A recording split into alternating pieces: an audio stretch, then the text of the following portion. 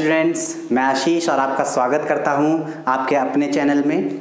तो स्टूडेंट्स, जैसा कि आपको पता है कि हमने अपने लास्ट वीडियो में सॉल्यूशन चैप्टर को स्टार्ट किया था और उससे रिलेटेड टॉपिक जिसमें हम कंसंट्रेशन मेज़र करते हैं, जैसे कि molarity, mole fraction, mass percentage, volume percentage, इन सब टॉपिक को हमने कवर किया था। आज टाइम है कि आज हम उनसे रिलेटेड न्यूमेरिकल्स करें। तो आइए अब हम स्टार्ट करते हैं इनसे रिलेटेड न्यूमेरिकल्स। तो आज हम करने वाले हैं न्यूमेरिकल्स।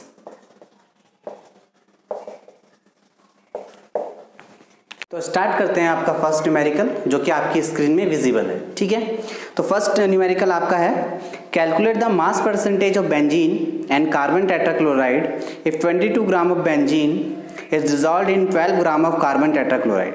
तो स्टूडेंट्स, आप जब भी कोई न्यूमेरिकल कर रहे हैं तो आपको सबसे पहले क्या करना है, आपको जो भी गिवन है वो लिख लेना है, जिससे कि आपको न्यूमेरिकल को करने में आसानी रहे। ठीक है, तो जो गिवन है हम उनको लिख देते हैं। क्वेश्चन में आपका गिवन है that 22 gram of benzene is dissolved in 122 ग्राम, ठीक है, 122 ग्राम ऑफ कार्बन टेट्राक्लोराइड। और आपको मास परसेंटेज कैलकुलेट करना है बेंजीन का। तो अगर हम अपना formula mass percentage of benzene का रिकॉल करें तो मास परसेंटेज को हम कैलकुलेट करते थे mass percentage of given component, जिसका कैलकुलेट करना है उसका mass upon total mass of the solution, जो भी सिस्टम है। तो अगर हम इस टोटल सिस्टम को देखें तो 22 ग्राम ऑफ बेंजीन प्रेजेंट है, 122 ग्राम आपका क्या है, कार्बन टेट्राक्लोराइड प्रेजेंट है। तो ओवरऑल जो टोटल मास इसमें हो जाएगा वो हो जाएगा 22 प्लस 122। ठीक है, ये टोटल मास हो जाएगा। देन इसका मास है 22 मल्टीप्लाई बाय 100। तो ये आपका हो गया given mass of the component and total mass of the solution, या जो भी इसमें कंपोनेंट्स ओवरऑल प्रेजेंट हैं। तो इसको सॉल्व कर देंगे। ठीक है,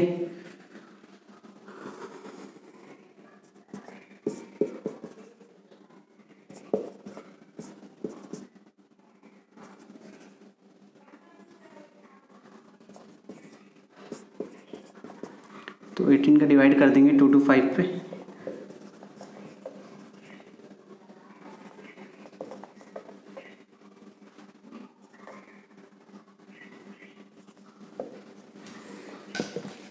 ठीक है, सो फर्स्ट आपका आ जाएगा 12.5%। तो जो आपका क्वेश्चन है उसका फाइनल आंसर होगा 12.5%। सो फर्स्ट क्वेश्चन आपको क्लियर हो गया होगा, आप उसके सॉल्यूशन को नोट डाउन कर सकते हैं। करते हैं आपके सेकंड क्वेश्चन पे।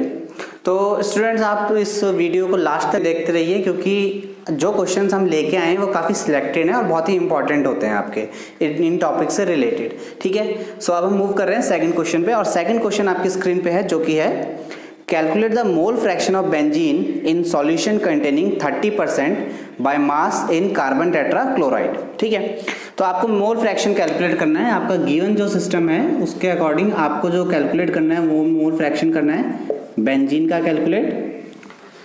और इसमें एक इन्होंने लाइन दी है 30% by mass in carbon tetrachloride, 30% by mass in CCl4। ठीक है, तो यहाँ पे आपको ये मेंशन किया 30% बाय मास।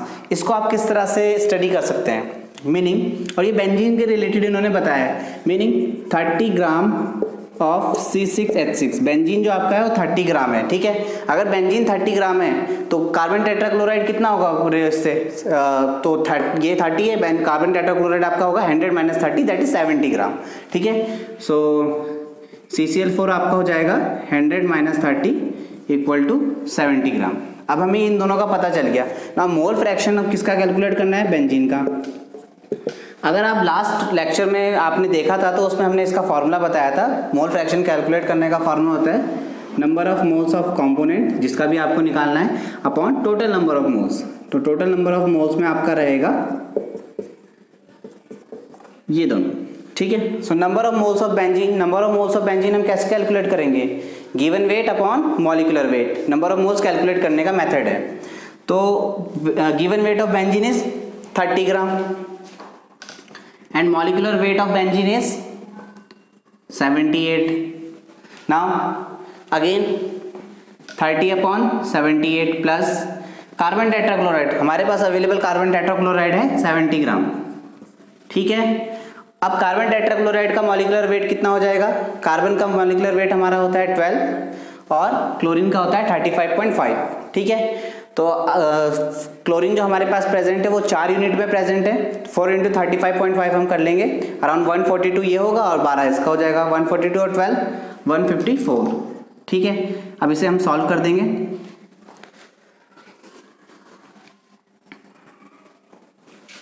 तो हम सारे डायरेक्ट डिवाइड करते हैं इसको 78 और 30 का,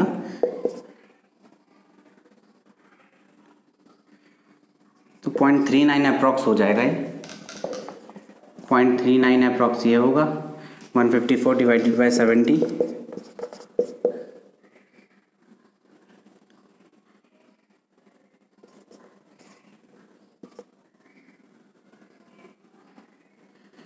हो जाएगा 4 16, 4 5 जा 20 और 4 6 94, 6.46 अराउंड ये हो जाएगा, ठीक है।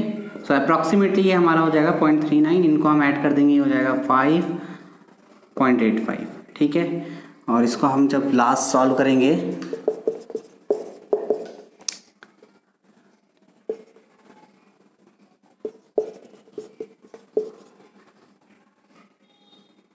सो 0.45 ये हमारा इतना आएगा।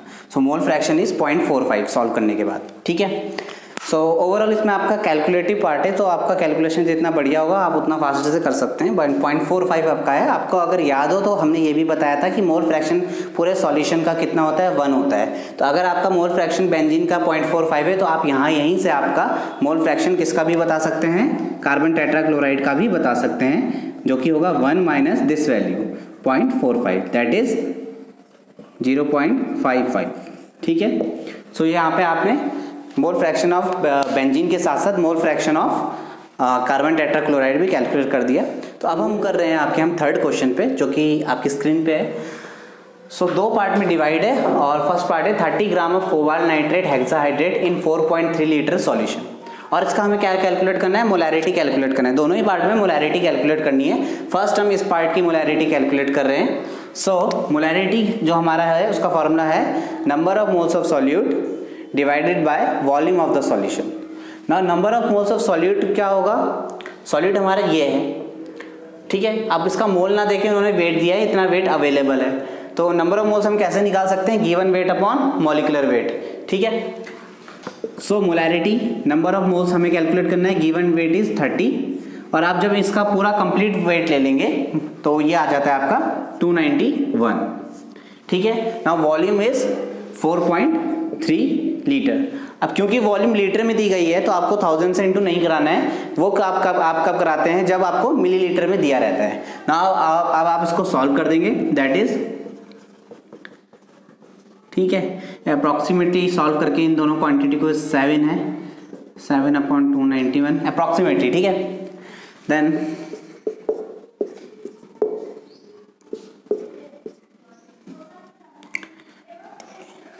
टू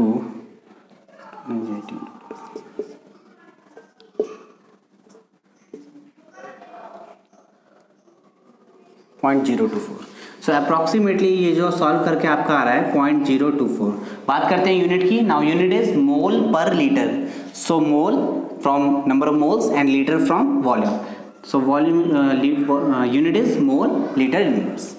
तो ये आपका था इस वाले पार्ट का, फर्स्ट पार्ट का। नाउ क्लियर हो गया होगा आपको कि मोलैरिटी आपको कैसे कैलकुलेट करना है। अगर आपको फॉर्मूले से रिलेटेड कोई भी प्रॉब्लम हो रही है, मोलैरिटी या मोल फ्रैक्शन या किसी से भी, तो आप इससे पहले का लेक्चर देख सकते हैं, उसमें हमने इनके फॉर्मूले और इनको डेफिनेशन में को ही डिफाइन किया है, ठीक है। इसके सेकेंड पार्ट पे हम आ जाते हैं इसके बाद। सो मोलैरिटी कैलकुलेट करनी है हमें सेकेंड पार्ट में, और जो मोलैरिटी का हमें सेकंड पार्ट में कैलकुलेट करना है, आप देख सकते हैं दिया है 30 ml of 0.5 molar H2SO4 dilute to 500 ml, ठीक है। तो जो वॉल्यूम अमाउंट आपके पास H2SO4 का गिवन है वो 30 ml H2SO4 है आपके पास, और जो ऑलरेडी आपके पास H2SO4 गया है उसकी मोलैरिटी इतनी है, इतने मोलर का आपका H2SO4 गिवन है। नाउ उसको डाइल्यूट किया गया फर्दर 500 ml। तो अब आपको क्या करना है, इसका मोलैरिटी बताना है जब ये सारा सिस्टम हो जाएगा, ठीक है। तो मान लिया इसको अभी हमें कुछ पता नहीं चल रहा है कि क्या करना है, बट ये जो इंपॉर्टेंट पॉइंट यहाँ पे दिया है हम इसको पढ़ सकते हैं 0.5 मोलर H2SO4, ठीक है। इससे क्या पता चलता है कि मोलैरिटी जो H2SO4 के पहले थी वो थी 0.5 मोलर।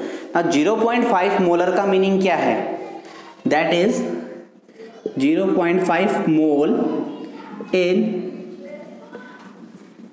1000 ml, ठीक है। अब 1000 ml किसके, ये जो 1000 ml होगा सॉल्यूशन के, 1000 ml ऑफ सॉल्यूशन।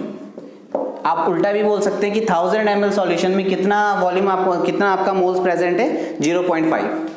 तो अगर 1000 ml ऑफ H2SO4 सॉल्यूशन कितना मोल कंटेन करता है, 0.5 मोल H2SO4, तो आप बताइए 1 ml में क्या हो जाएगा, 0.5 अपॉन 1000।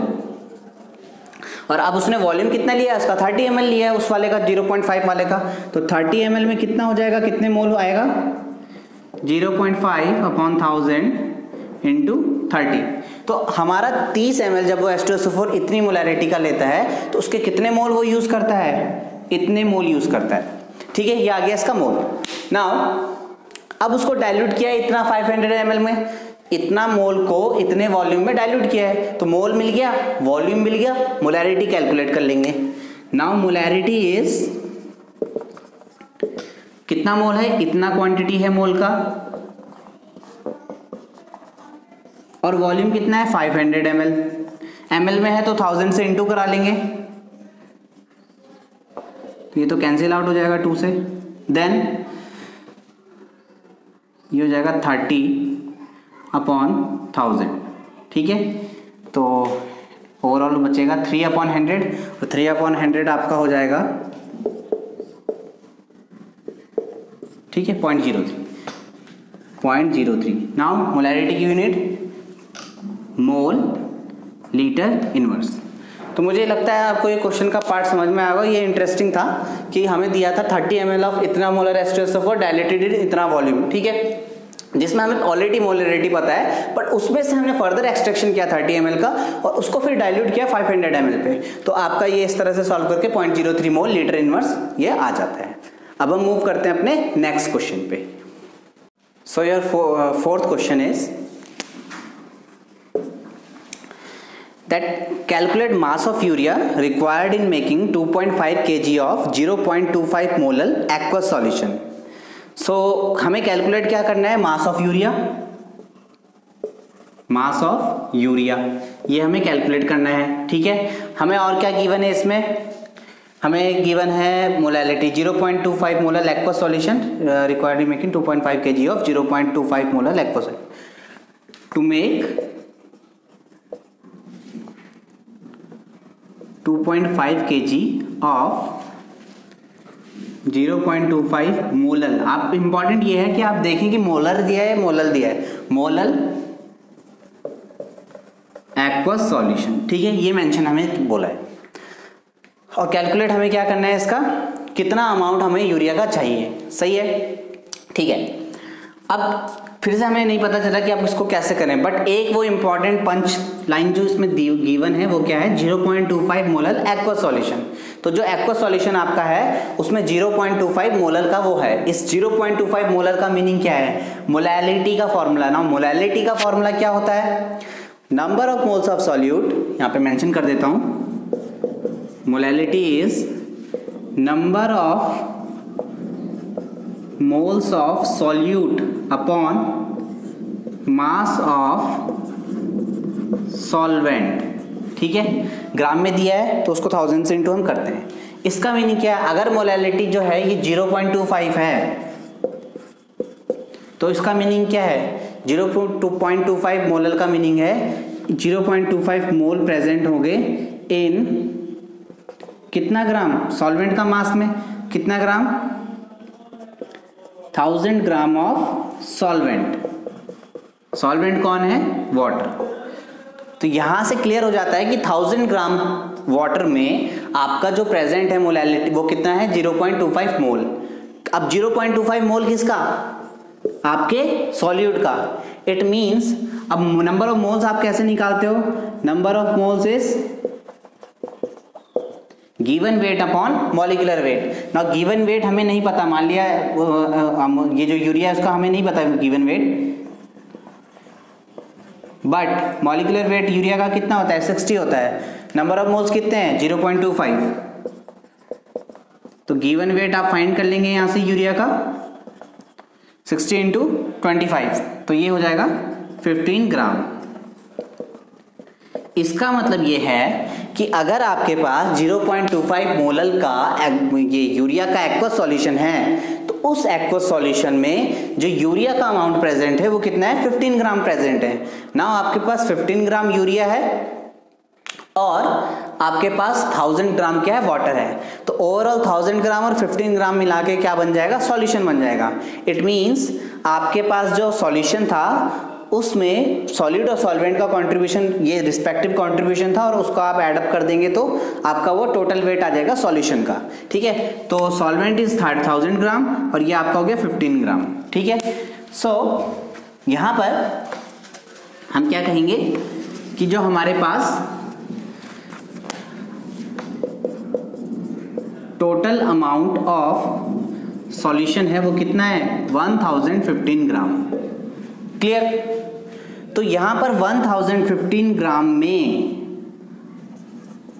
कितना ग्राम आपका यूरिया है? 15 ग्राम ऑफ यूरिया। 1015 ग्राम में 15 ग्राम यूरिया है। तो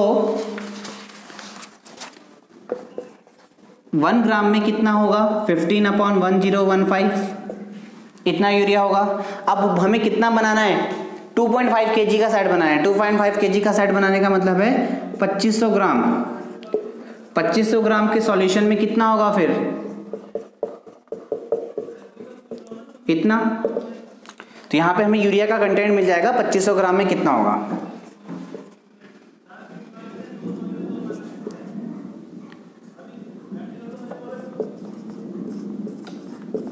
ठीक है, इसको सॉल्व कर देंगे। 203 75 100।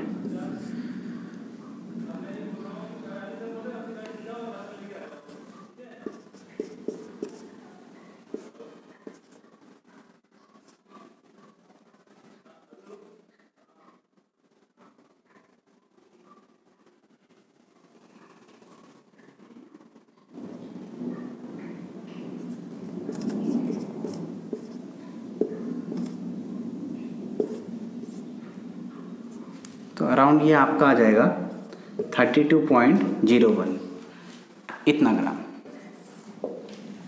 ठीक है, तो अगर आपका यहाँ पे आ रहा था 1015 ग्राम बनाने में 15 ग्राम आ रहा था तो आपका 15 तो ये 2.5 किलो बनाने में कितना आ जाएगा? अराउंड 32 आ जाएगा। और कैलकुलेशन एक बार फिर से चेक कर लेते हैं इसकी।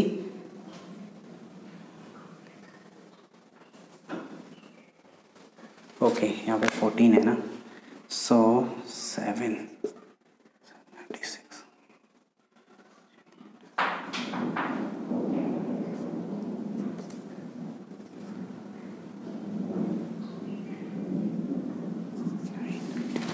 सो ये आपका 36.95 आ जाएगा, इतना ग्राम आ रहा है आपका। ठीक है, कैलकुलेशन करके। सो यहाँ से क्लियर हो जाना चाहिए आपको कि किस तरह से हमें इस टाइप के, इस कैटेगरी के क्वेश्चन करने हैं। तो अब मूव करते हैं अपने नेक्स्ट क्वेश्चन की तरफ।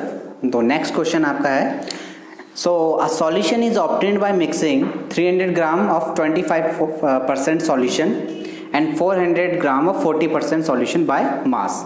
सो क्या बोला है इसमें? 300 ग्राम ऑफ 25% ऑफ solution and I think 400 gram, right, 400 gram of 30% में 40% ऑफ सॉल्यूशन। ठीक है, इतना दिया है हमें और calculate the mass percentage, resulting solution का मास परसेंटेज बताना है। तो पहला क्या सेट है? 300 ग्राम ऑफ 25% ऑफ सॉल्यूशन। सॉल्यूशन का 300 ग्राम के 25% लिया है और 400 ग्राम का 40% लिया है, ठीक है।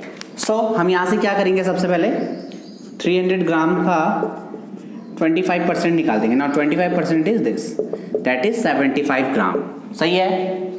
दूसरा, ये फर्स्ट था। सेकंड, 400 ग्राम का 40% दिया है, तो ये कितना होगा 160 ग्राम, ठीक है। जैसे ही आप इन दोनों वैल्यू को ऐड करोगे तो ये आपका हो जाएगा 235 ग्राम, ठीक है। तो ये 235 ग्राम, ये तो रहा आपका 235 ग्राम, इन दोनों का कॉम्बिनेशन। इसका मास परसेंटेज आपको निकालना है, मीनिंग इन दोनों को ऐड करने के बाद जो ये आपका टोटल अमाउंट आया है ये आपका कंपोनेंट हो गया है जिसका आपका मास परसेंटेज बताना है। टोटल मास सॉल्यूशन का कितना है, जो आपका कंपोनेंट में मतलब कि जो टोटल है आपका उसका 300 plus 400 that is 700 gram. Now ये आपका टोटल हो गया, ये आपका कंपोनेंट का है जिसको आपको फाइंड करना है। सो मास परसेंटेज आप कैसे फाइंड करेंगे, 235 अपॉन 700 मल्टीप्लाई बाय 100। सो ये कितना हो जाएगा हमारा सॉल्व करके, 7 3 जा 21, 225 बचेगा, 7 3 जा 21 अगेन, देन 4 7 5 जा 35 परसेंटेज, तो 33.5% आपका ये आएगा, ठीक है। तो क्लियर हो गया होगा आपको ये पार्ट भी। नेक्स्ट क्वेश्चन पे आ रहे हैं और आपका नेक्स्ट क्वेश्चन है, concentrated nitric acid used in laboratory work is 68% nitric acid by mass, ठीक है। तो आप यहीं से नोट कर लेते हैं हम, 68% नाइट्रिक एसिड बाय मास, एक टर्म यहाँ पे दिया है, ठीक है। आगे बढ़ते हैं। What should be the molarity of such a sample of the acid if density of the solution is 1.50 gram. So molarity हमें फाइंड करना है, डेंसिटी हमें दिया है, और डेंसिटी जब हमें दिया है तो डेंसिटी कितना है 1.504 ग्राम पर ml, ठीक है। ये हमें मेंशन किया है, मोलैरिटी हमसे पूछा है। सो सपोज मोलैरिटी का फॉर्मूला हमारा है number of moles of solute upon volume. आप number of moles of solute तो फाइंड कर लोगे, बट आपको वॉल्यूम इसमें डायरेक्टली गिवन नहीं है। सो जब भी इस तरह के क्वेश्चन आपके पास आते हैं तो आपको यूज करना पड़ता है density equal to mass upon volume का कॉन्सेप्ट। तो उस कॉन्सेप्ट पे हम मूव करेंगे, बट पहले हम इस लाइन को क्लियर कर लेते हैं अपनी, ठीक है। 68% HNO3 by mass, it means 68 gram of HNO3 in 100 gram solution कह सकते हैं। अगर 68% आपका नाइट्रिक एसिड है तो 100 ग्राम सॉल्यूशन रहा होगा, इसमें 68 ग्राम आपका नाइट्रिक एसिड हो गया, 100 ग्राम आपका सॉल्यूशन इसमें डेफिनेटली रहा होगा, ठीक है। तो बात आती है अगर सॉल्वेंट की, तो आप सॉल्वेंट में यहां से इसका मास भी निकाल सकते हो अगर आपको इस क्वेश्चन में मोलैरिटी के साथ साथ मोलैलिटी भी पूछा होता, ठीक है। सो आपका मास ऑफ सॉल्वेंट भी आपको पता होना चाहिए, दैट इज 100 माइनस 68, तो हो जाएगा 32 ग्राम। क्लियर है। 68 ग्राम आपका नाइट्रिक एसिड है। अब जब वो 68% था तो 100% मतलब 100 ग्राम के उसमें रहा होगा, ये सॉल्वेंट का मास आपका यहाँ से ये आ जाएगा, ठीक है। अब ये तो आपका आ गया ही है। सपोज आपको मोलैलिटी फाइंड करना था, अब हम मोलैलिटी भी फाइंड कर लेते हैं इसमें। Molality is given by number of moles of solute upon mass of solvent. Now number of moles of solute का मोल कैसे निकालोगे आप, उसका गिवन वेट। सॉल्यूट कौन है, नाइट्रिक एसिड।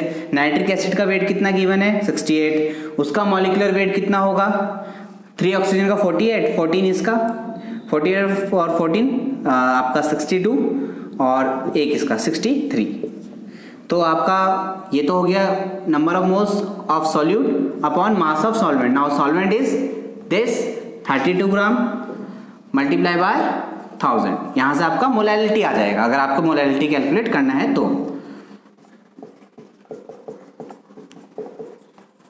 ठीक है। अब यहां से आप जो भी इसको सॉल्यूशन करोगे आपका मोलैलिटी कैलकुलेट हो जाएगा, ठीक है। सॉल्यूशन का आप कर सकते हैं। हमारा टारगेट था मोलैरिटी, सो मोलैरिटी फाइंड करना है अगर हमें, तो molarity is given by number of moles of solute. Now number of moles of solute is this, ये ऑलरेडी है हमारे पास 68 upon 63 upon volume of solution. हमें वॉल्यूम चाहिए बट वॉल्यूम हमारे पास है नहीं, दे रखा है यहाँ पे, ठीक है। सो हम वॉल्यूम की तरफ मूव करते हैं। हम वॉल्यूम कैसे फाइंड करेंगे, मान लिया हम यहाँ इस पोर्शन में आपका वॉल्यूम बताते हैं, ठीक है। सो density is given by mass upon volume. Density कितना है, डेंसिटी इज 1.504, ठीक है। वॉल्यूम हमें फाइंड करना है। Now mass, so mass of solution is 100, so volume is 100 upon 1.504, ये आपका वॉल्यूम हो जाएगा। अब आप इस वैल्यू को यूज करोगे एज अ वॉल्यूम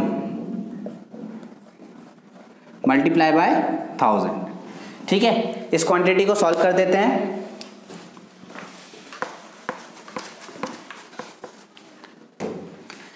सो इस क्वांटिटी को आप जब सॉल्व करते हैं तो ये हो जाएगा आपका 68 अपॉन 63 इंटू 1.504 इंटू 1000 अपॉन 100, ठीक है।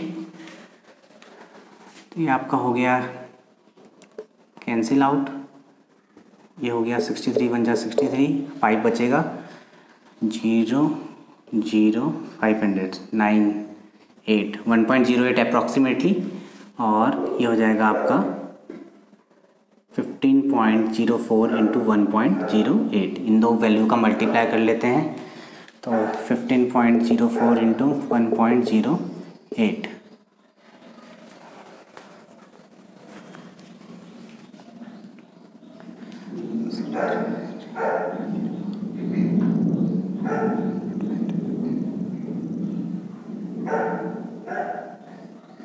ठीक है, 1010।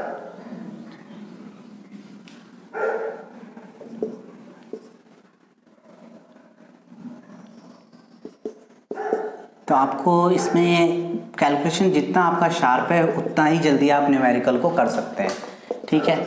बट फर्स्ट इसकी रिक्वायरमेंट है कि आपका कैलकुलेशन शार्प होना चाहिए। तो ये आ जाएगा आपका अराउंड 16.24, ठीक है। यूनिट की बात करते हैं, that is mole litre inverse, ठीक है। सो आपका ये वाला क्वेश्चन भी कंप्लीट हो गया। अब हम मूव कर रहे हैं अपने आज के टॉपिक के लास्ट क्वेश्चन की तरफ। तो अगर हम बात करें अपने लास्ट क्वेश्चन की, तो अगर आपने हमारा लास्ट वीडियो देखा था तो उसमें हमने बताया था कि हमने एक टॉपिक और आपको बताना है, नॉर्मेलिटी, ठीक है। क्योंकि अभी हमने वो टॉपिक डिस्कस नहीं किया है तो हम उस टॉपिक को डिस्कस करते हैं, और यही आज का हमारा लास्ट क्वेश्चन है, नॉर्मेलिटी। तो हम उसको डिस्कस कर रहे हैं कि नॉर्मेलिटी क्या होता है। So normality is basically indicated by symbol n, ठीक है।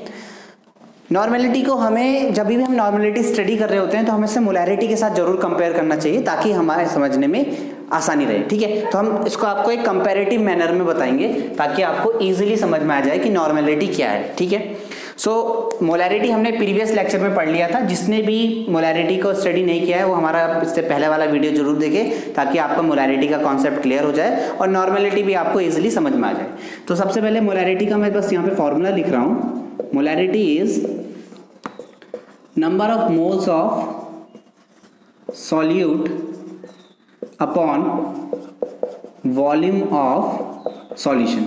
अगर ml में है तो 1000 से इंटू हम कर देंगे, ठीक है। अब इस वाले पार्ट पे मैं आपका नॉर्मेलिटी लेता हूँ। सो नॉर्मेलिटी का सिंबल n होता है ना। नॉर्मेलिटी का फॉर्मूला क्या है, नॉर्मेलिटी को किस तरह से आप डिफाइन करेंगे, number of gram equivalent of solute upon volume of solution. क्या हुआ है, दोनों में कंपैरिजन करते हुए चलेंगे। मोलैरिटी में आपने number of moles of solute लिया अपॉन वॉल्यूम ऑफ सॉल्यूशन लिया, बिल्कुल ठीक। नॉर्मेलिटी में आपने instead of number of moles हमें क्या लेना है, number of gram equivalent of solute, ठीक है। थोड़ा सा फॉर्मूले में चेंज। अब आगे आते हैं। नाउ नंबर ऑफ मोल्स आप कैसे निकालते थे, given weight upon molecular wait. अब ग्राम इक्विवेलेंट आपने कैसे निकालना है, number of gram equivalent. Number of gram equivalent में आप क्या करेंगे, given weight upon molecular weight की जगह क्या करेंगे,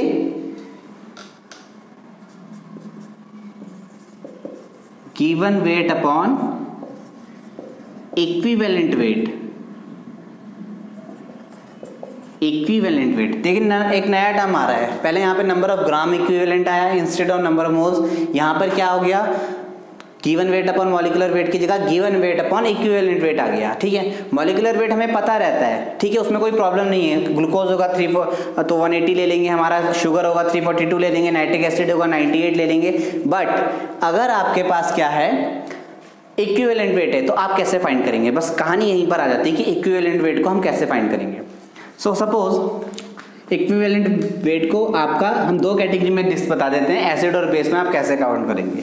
सो सपोज अगर आपका एसिड है, मान लिया आपने लिया HCl H2SO4, 2 कैटेगरी के एसिड लिया आपने।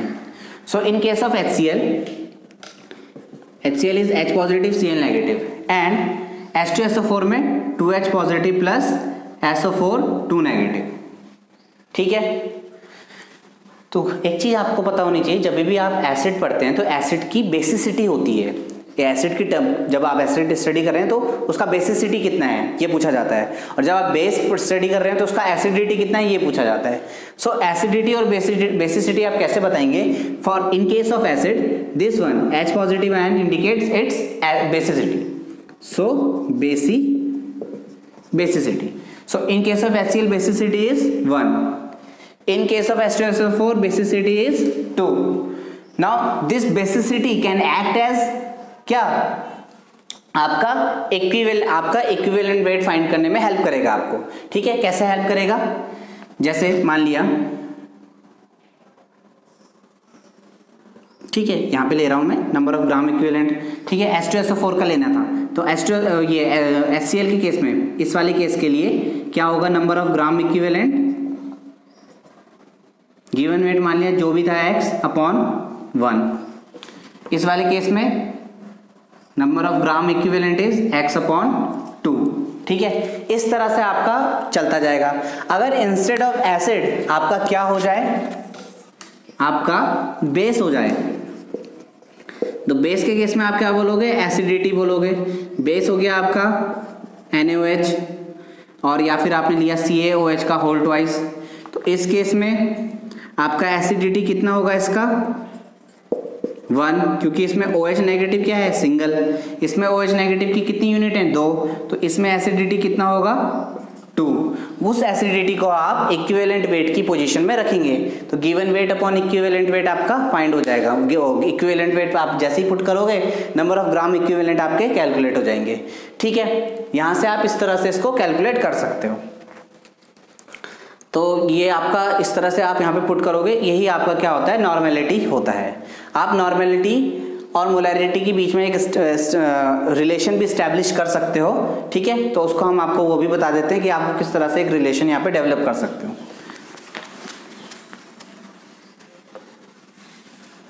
तो आप रिलेशन किस तरह से डेवलप होगा, आप यहाँ देख सकते हो कि आपने सपोज ये लिया था, मान लिया, तो इस केस में आपका जैसे ही आप क्या करोगे, number of gram equivalent put करोगे, तो इसका नंबर ऑफ ग्राम इक्विवेलेंट क्या हो जाएगा, given weight upon equivalent wait. अब सपोज HCl का गिवन वेट कितना है, 35.5 इसका और 1 इसका, दैट इज 36.5।